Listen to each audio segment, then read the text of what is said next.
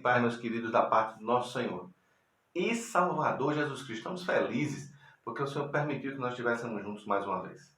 É a bênção de Deus, é a graça de Deus sobre as nossas vidas.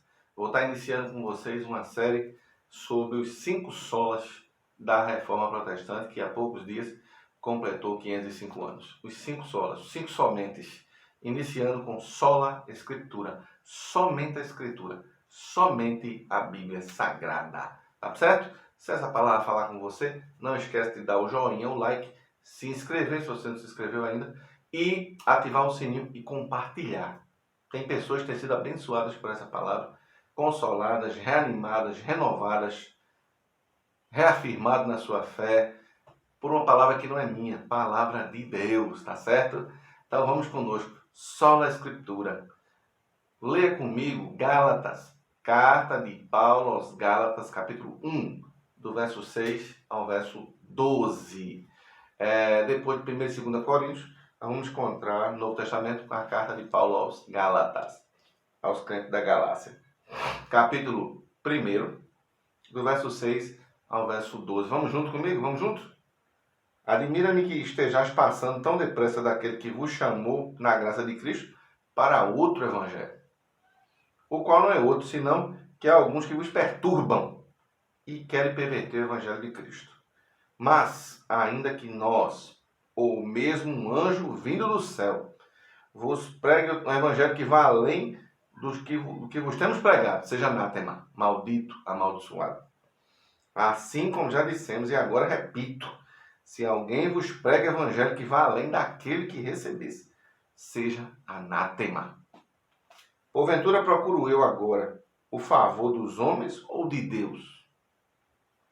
Ou procuro agradar os homens? Se agradasse ainda a homens, não seria servo de Cristo. Faço-vos, porém, saber, irmãos, que o evangelho por mim anunciado não é segundo o homem. Porque eu não recebi nem aprendi de homem algum, mas mediante revelação de Jesus Cristo. Você pode dizer amém comigo? Graças a Deus. Somente a Escritura, somente a Escritura. Nós estamos vivendo uma época de carência da Escritura, carência da Bíblia, sede de Bíblia, fome de Bíblia, escassez de Bíblia. Parece uma coisa maluca que eu estou falando. No tempo da informação, de tudo estar a um toque dos nossos dedos, as pessoas estão com fome de Bíblia. Somente a Escritura. Somente ela é sagrada, somente ela é inspirada, somente ela é alimento para a minha e para a tua alma. Louvado seja o nome de Jesus. Ela é a palavra recebida de Deus. Verso 11 e verso 12. Ele diz que não recebi, o evangelho por mim anunciado não é segundo o homem, porque eu não recebi nem aprendi de homem nenhum, uma revelação de Jesus Cristo. Ela é a voz de Deus falando. As pessoas vão nas igrejas. Eu queria ouvir Deus falar. Eu queria ouvir tanto Deus falar. Eu quero ouvir Deus falar. A palavra é Deus falando para você. Abra a sua Bíblia. Leia a sua Bíblia. Você tem uma Bíblia no tablet, no celular, na mídia social. Ela está em todo lugar. Abra o texto sagrado. Leia o texto sagrado. É Deus falando ao teu coração. É Deus falando para nós. É a boca de Deus falando para nós. Ela é inspirada, soprada diretamente por Deus. A parte humana e a parte divina. As pessoas dizem, eu quero sentir, eu preciso sentir. Cuidado, os sentimentos têm variações. Hoje eu sinto, amanhã não sinto mais. Hoje eu sinto de um jeito, amanhã eu sinto de outro. Cuidado, a palavra não muda, ela não precisa ser corrigida, ela não precisa ser reinterpretada, não. É a correção que fazemos nela, é a correção gramatical, a evolução da língua, mais nada. Os seus princípios são imutáveis, os seus princípios são regra de vida para a nossa vida. Ela é a nossa única regra de fé e prática. É vida para a nossa vida, é vida boa. Você quer ter vida boa, você quer ter vida abundante, você quer agradar a Deus, você quer chegar perto de Deus? Está na palavra. Ela é autoridade. Versículo 8. Paulo disse, ainda que nós mesmos, um anjo vindo do céu, ainda que um ser celestial, alguém, um ser espiritual, ainda que eu, o apóstolo, comece a pregar um outro evangelho, seja anátema, maldito. A autoridade é da palavra. A autoridade não está no pregador. A autoridade não está na denominação. A autoridade não está no tamanho da igreja. A autoridade não está nos milhões. Perdão, a autoridade está na palavra de Deus. Louvado seja o nome de Jesus Cristo. Primeiro a palavra, primeiro o crivo da palavra. Paulo foi pregar em Bereia. Chegando lá, os bereanos examinaram primeiro a palavra. Não vamos... é o apóstolo Paulo. Tudo que ele disser é verdade? Não. Vamos examinar a palavra. Tudo que eu disser é verdade? Não. Examine a palavra. Confronte com a palavra de Deus. Todo ensinamento, todo sonho, toda revelação, toda palavra.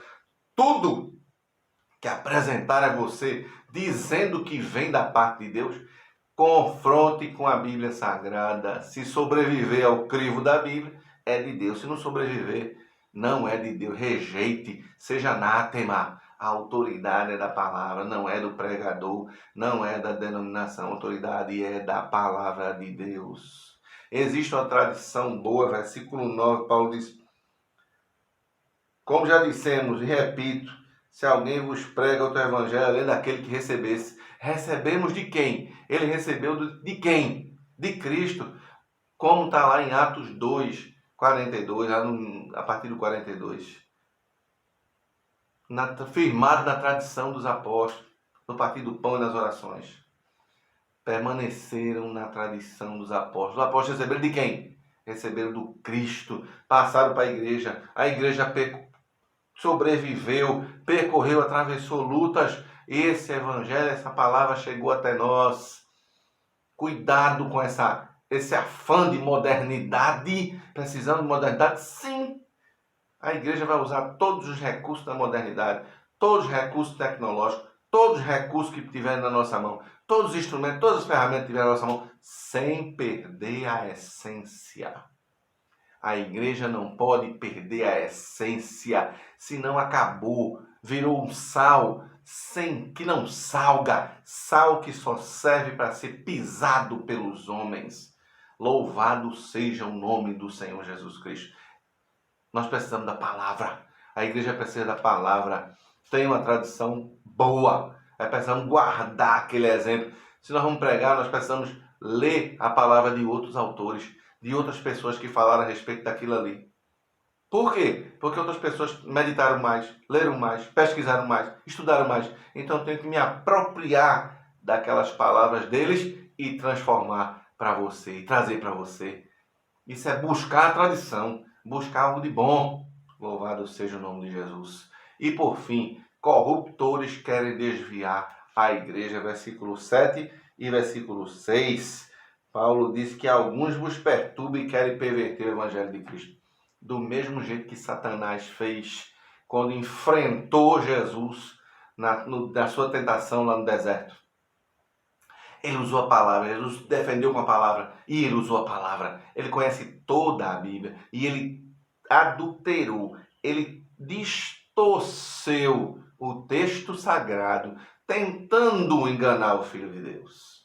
Mas o Filho de Deus sabia muito bem da palavra e revidou com a palavra. Cuidado para você não ser enganado. Nós precisamos da palavra. Coma essa palavra, ama essa palavra. Viva essa palavra todo dia e você não vai ser enganado. Isso é uma vacina contra o vírus da heresia. Cuidado! A heresia está ao nosso redor. Perturbadores, como disse Paulo aqui, que querem perverter o evangelho de Cristo. Mas está ao nosso redor. Igrejas falsas, falsos líderes, falsas seitas, heresias, ensinamentos falsos, modismos, coisas que vêm para perverter o evangelho genuíno, o evangelho bom, o evangelho saudável, a sã doutrina. Cuidado para você não ser enganado, meu amigo, minha amiga, meu irmão, minha irmã, e para você não correr o risco de generalizar e dizer que todo mundo está no mesmo balaio. Tem nada disso. Tem nada disso. É herege no seu lugar, povo de Deus no seu lugar. Louvado seja o nome de Jesus Cristo. Somente a Escritura. Eu preciso dela. Você precisa dela. A Igreja do Brasil, a Igreja do mundo precisa dela. Somente a Escritura. Que Deus te abençoe de uma forma toda especial nesse dia maravilhoso que fez o Senhor. E é claro, a pergunta bíblica, irmão, não esquece da pergunta bíblica. Nesse dia maravilhoso, uma pergunta bem facilzinha para você que é estudioso da palavra. A pergunta bem simples. Dentre os apóstolos de Jesus, Um ficou conhecido como o apóstolo do amor, o apóstolo mais amado. Era um homem rude no início. Cuidado para você não se confundir, hein?